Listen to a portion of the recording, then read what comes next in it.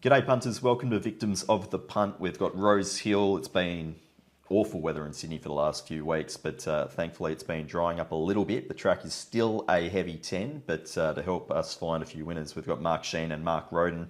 Mark Sheen, if I start with yourself, heavy 10 at the moment, but expecting that you'll probably be upgraded over the next 24 hours. Yeah, I would think so. We've had fine weather so far this morning. Yesterday was a good clear day with a bit of wind around as well. So fingers crossed we are on the improve. I think we've got more rain predicted for next week. But anyway, we'll get through Saturday first. Exactly, day by day at the moment there in New South Wales. Mark Roden, welcome to you. We've got Rail True, wet track. Are you expecting any pattern to begin with? I'm in the true. I'm hopeful that it'll play reasonably fairly. We did cop one day on a wet track in November when the rail was true, and it was very inside. Lane 1 was clear best that day, and you didn't want to be sweeping at all. But the last meeting they had here back on the 19th of February was in the true. It was a softish track, soft 6 or something, and it played pretty standard Rose Hill up and off. You know, most got their chance. Probably didn't want to be on the inside of anything. So if it plays like that, I think that'll keep most of us happy. Okay. We're going to preview races 4 through 8. So we'll start off with race 4. It's the Ajax. The favourite is Ellsberg at $1.80. That's the best you're getting Friday morning. Brutality's $4.60. Just Folk $7.50. Kiku is around that $10 mark. And then Wairiri Falls at $13 or so. Blue Soldier's also sitting there around $13. Mark Sheen, if I start with yourself, any interest here in race 4? Well, it does look a walk in the park for Ellsberg again. It looks a similar setup to the other day. He's drawn the outside barrier. The only other speed in the race does appear to be Blue Soldier. Just Folk might posse up handy, but it just looks a rinse and repeat for his last run, I would think. What do you think, mate? Yeah, it's hard to get away from him, isn't it? I sort of winced a bit seeing him at $1.80, but I wouldn't want to be offering much bigger than that if I was bookmaking. It's very difficult to get away with him. Yeah, look, if he had an off day, the only one I could see knocking him over was Just Folk if it was a genuine, really, really wet track, but he does look very hard to beat. Well, I think that horse has had a foot abscess, hasn't he? I think they were setting him for the All-Star Mile, and that's why he hasn't run for a month. So it's got to be a query around him. It does. I suppose if he's got feet issues, the soft track plays into his favour, but yes, that's a negative for sure. All right. Any suggested bet then, or are we just letting it go around Ellsberg there, Mark Roden? Oh, I'm just going to say, if they want to bet better than even money, you'd probably have to roll the dice, wouldn't you? Unless there was something horrible happened to it in the yard. He does look a good thing. It's just a question of how your intestinal fortitude is with the tomato sauce. How short you want to take, that's up to the individual. Okay, let's jump to race 5 on the card, the Maurice McCartan Group 3 over 1100.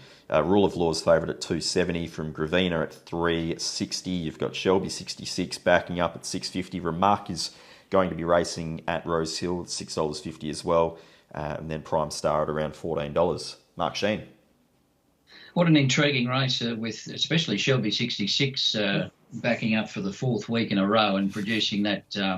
Well, if he produced that figure from the other day and he's on the limit here at 53, you'd be walking over broken glass to be back here, wouldn't you? But a bit of a different scenario going to Rose Hill away from Randwick. He's a bit of a head scratcher going up.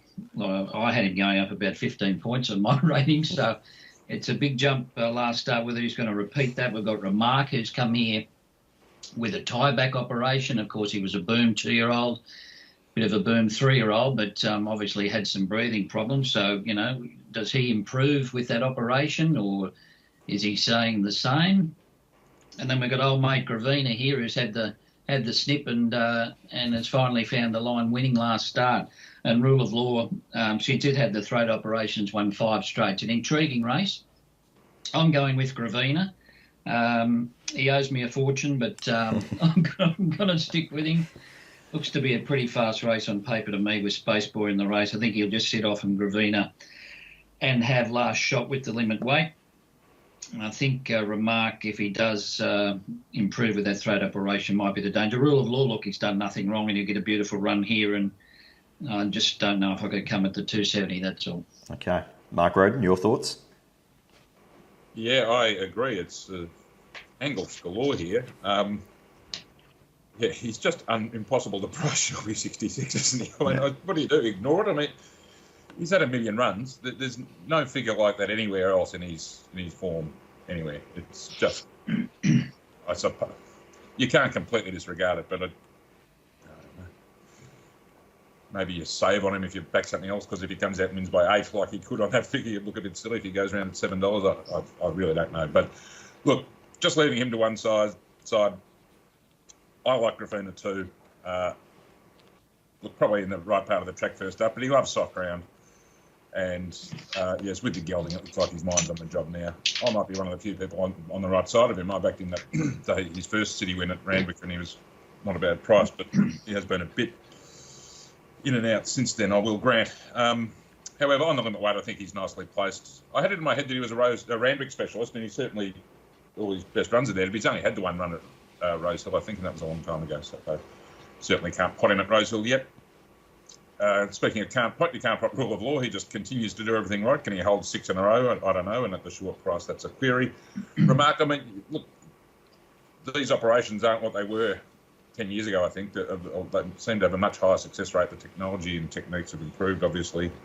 And I think Remark's a better horse. I just was worried that they'd scratched him on wet tracks a couple of times, and I was sure they'd go to Melbourne, but they haven't for some reason. So that's my query on him. Judging by his trials, he's looks to be flying, but trial form and race day form can be two different things. But look, intriguing race, but I think I'll have something on Gravina. And it's interesting to remark, isn't it? He's had about 4 or 5 trials on slow and heavy tracks, and it has seemed to handle it. But trial pressure is different, of course, to race pressure. They're going to go pretty hard here, aren't they? Well, yes. I mean, it's a good quality sprint field, around the hairpin at Rosehill on the 1100. But I thought there was a lead from them that they kept scratching him, and then ended him in Melbourne and didn't go. I don't know what to make of that.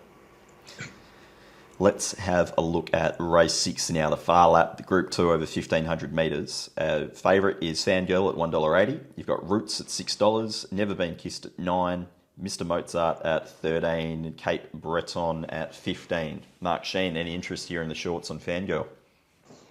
Well, the Chris Waller fillies do look to have this race at their mercy. Fangirl, of course, beating Roots there. I think it was in the Reg Allen. Last time in, Roots was pretty unlucky. He does meet Fangirl 2 kilos worse.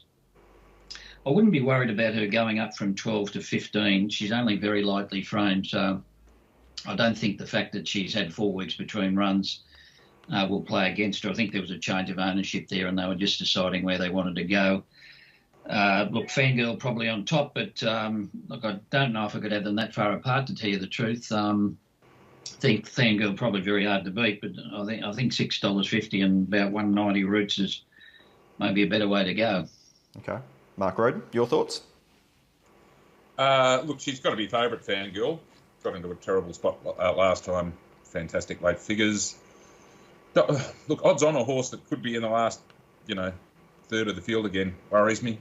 Look, I expected to play reasonably fair, and she should get her chance, but at that price, I'd rather, every box to be ticked, and just let these get back horses at the very short price can be a bit of a nightmare scenario. Look, I wouldn't back her at $1.80, but I'm not desperate to bet against her. Roots scratch from today's transferred Kembla Classic, which is now at Goulburn. They had Joe McDonald booked to ride. Obviously, he's not going to Goulburn today. I think it's the danger. Needed every bit of the 1,200 at Warwick Farm first up. Certainly going to be better as the distances get longer like this. And then I was out to Never Been Kissed, who was beaten on a very heavy track first up. Might get the lead reasonably comfortably here with the scratching of Silent Impact. So it could run an improved race at bigger odds, but I think all things being equal, Fangirl is definitely the one they all have to beat. Okay.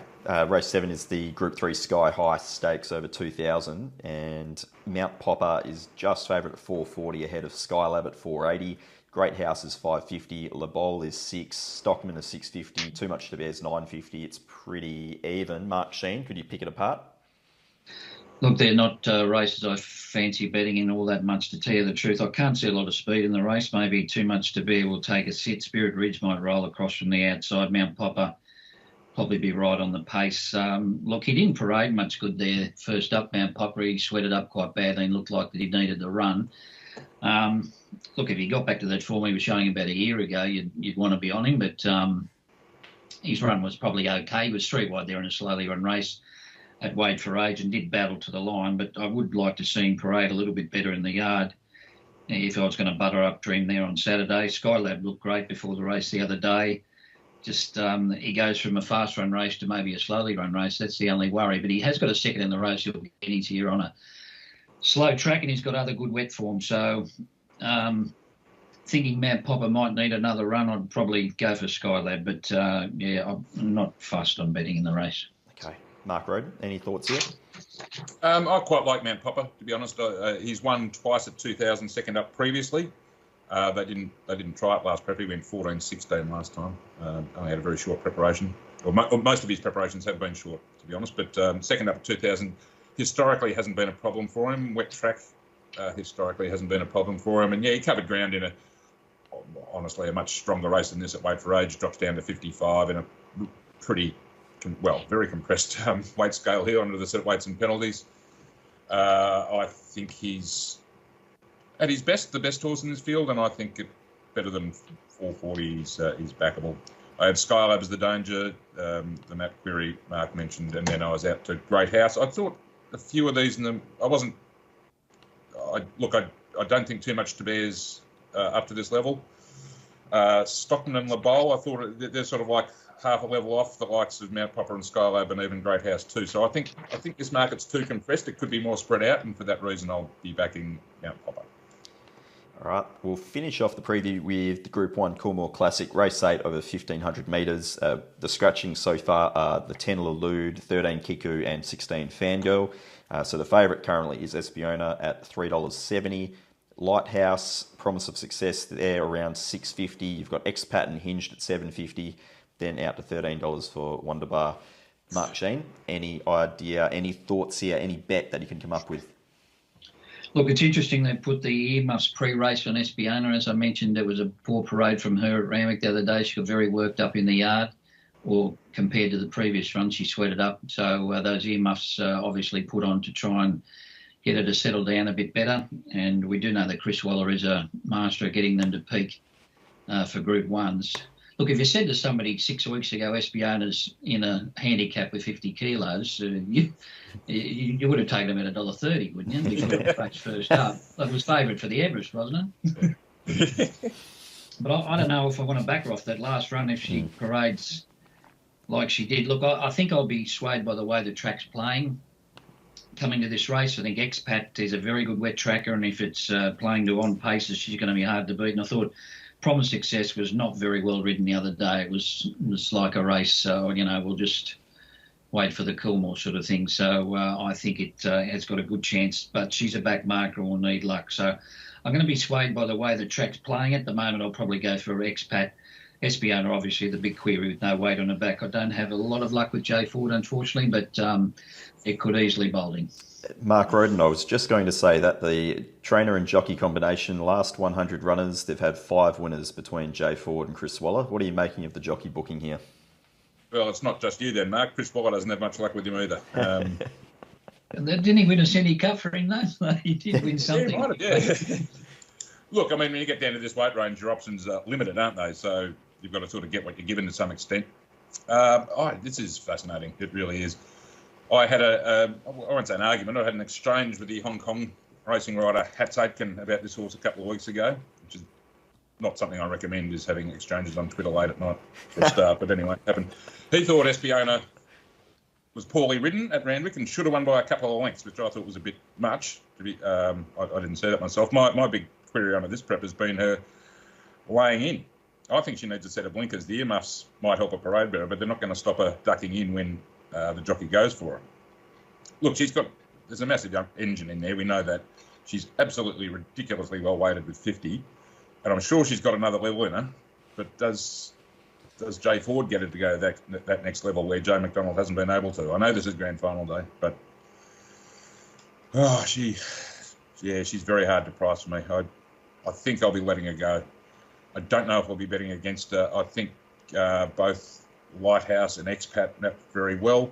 I know Expat's won at a mile around Gosford. I just think it doesn't look to be mad pressure. I just just being a big field in the Group 1, it might just sort of turn up naturally, a bit of pressure, and out to 1,500 might test her, but you are getting a price, and Tom Sherry has a great affinity with her. I think she's a great chance. And Lighthouse, well, that was in the Forbidden Love benefit last week, and it was best of the chasers, and it'll be on pace again. So they're the dangers, as the market suggests. Promising success I really wanted to find, but I just think it's going to be back and wide, and I don't think we want to be there. If it had drawn better, I could easily see myself being with her. Hinge gets her condition. She proved herself as a superior wet tracker last start, but she had the perfect run and a perfect ride last time, and Mr. Pike is going to have to do something a bit clever from 12. So it's a really good race. It revolves around Espiona. Obviously, I've tortured myself over it, and I think I've come up with no bet, but fascinating race. All right, that brings us to the end. I'll get some best plays from you both. Mark Sheen, I'll start with yourself. Yeah, look, it's a tricky day not knowing how the track's going to play, but I think She's Extreme should win the second. She was very unlucky in the lead up at Randwick a couple of weeks ago, got caught behind a very tired horse, and the rider probably took the wrong option waiting instead of getting on his bike, and it cost her the race.